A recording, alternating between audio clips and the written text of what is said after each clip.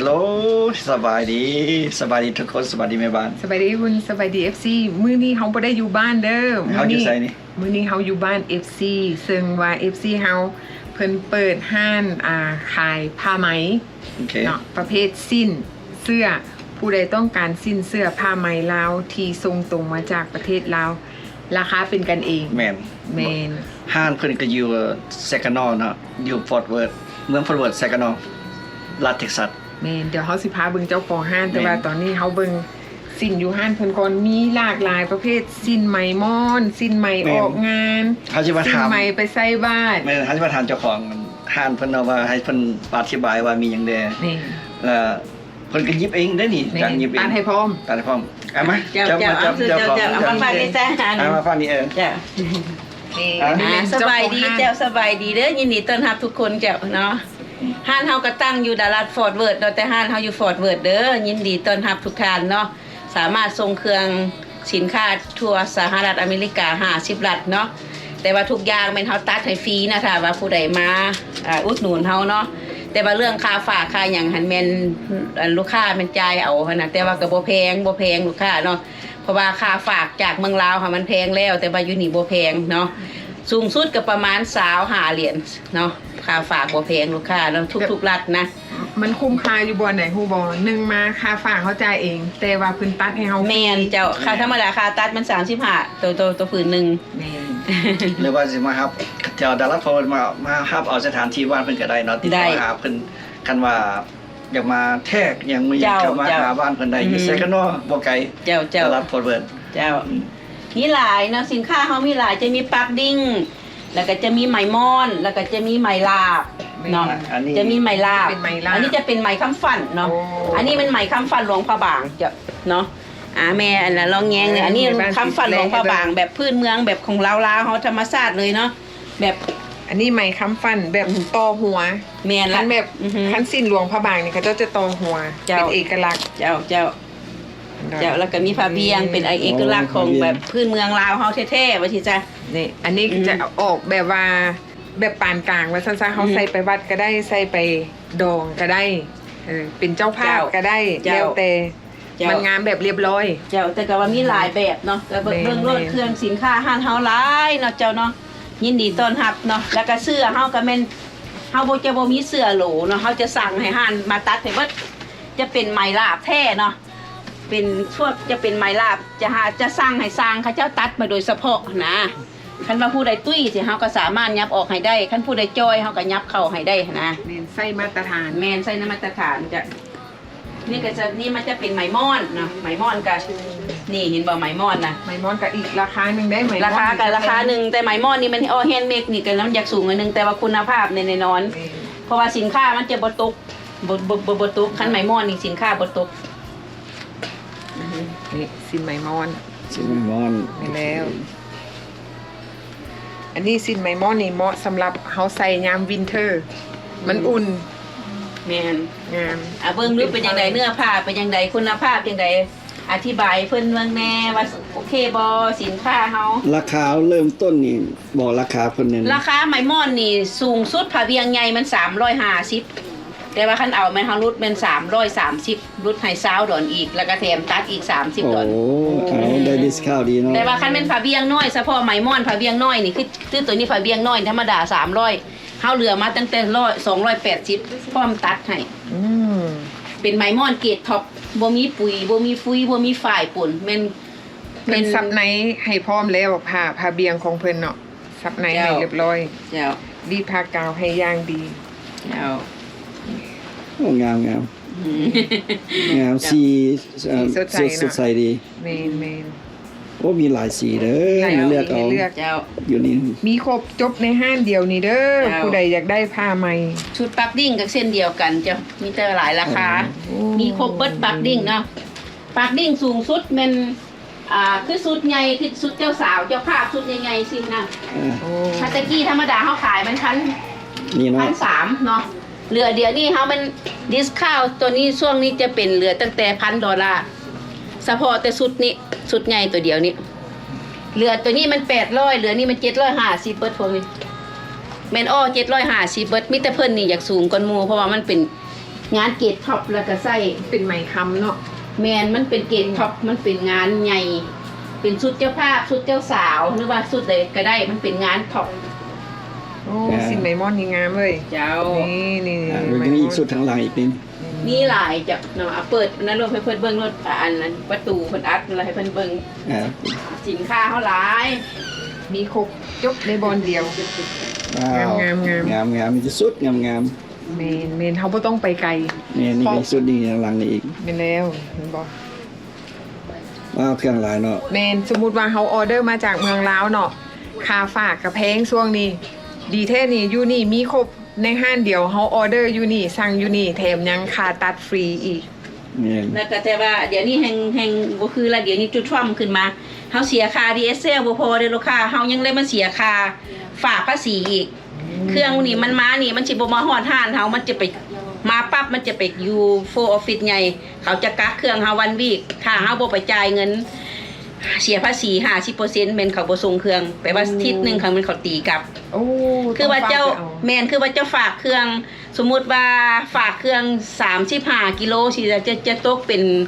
อันค่าฝากกันเลาะอัน1,400 ดอลลาร์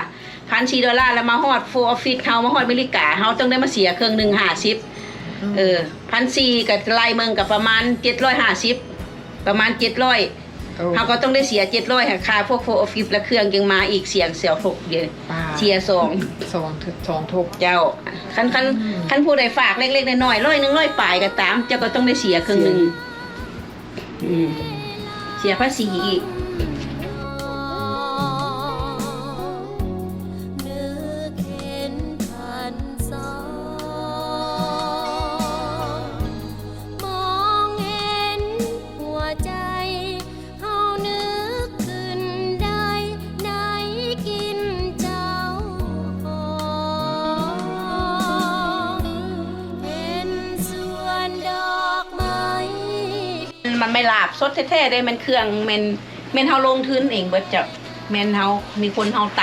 ำคนเฮาตำก็อยู่บน3แยกกินไอโมก โอ้ คนต เพิ่น ำแถ มี วโบโอ ภาษาลาวเพิ่นว่าเพิ่นมีหูกของเพิ่นเองมี เจ้า มีฟาร์มหูกว่าเขา เจ้า ไปจ้างสั่งโดยเฉพาะ เจ้ามีคนหับตำให้เฮาโดยเฉพาะคันค ไหมค คันไหมม่อนก็มีคนตำให้เฮาอยู่แถว อันนี้ไหมแท้ แถว ำเมนไหมคำ แถว แท้ เหนือคันพวกไหมม่อนแม่นอยู่แถวอัน นี่ไหมคำอันนี้เมนเพิ่นมีขอบเสื้อมาให้พร้อมเวลาเขาตัดเสื้อ อันนี้ก็จะเป็นขอบเสื้อ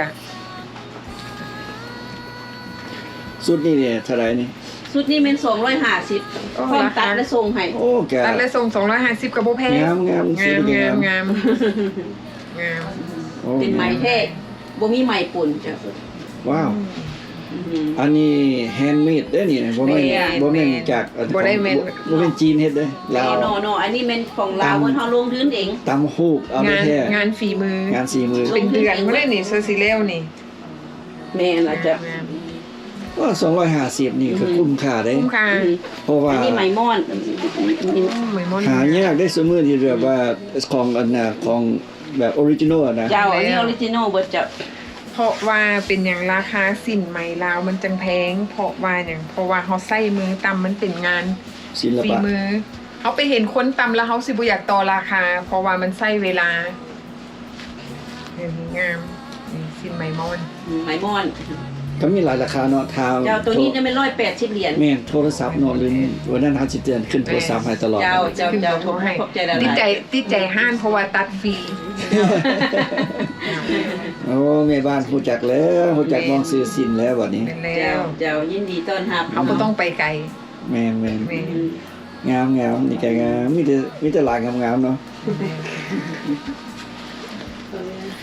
เอามาสอบถามเพิ่นได้เด้อเพิ่นน่ะเป็นเพิ่นสต็อกไว้เพิ่นสต็อกเครื่องไว้บ่ก็หลาย เจ้า หลายแท้ๆเด้อวันนี้สต็อกเครื่องไว้ แต่ว่าช่วงนี้มันคนงานเฮาอยากหยุดไปเฮ็ดนาแล้วบ่ได้ตำ โอ้แม่น เวลาแล้วหน้านาก็จะจึงตำใหม่ เป็นแล้ว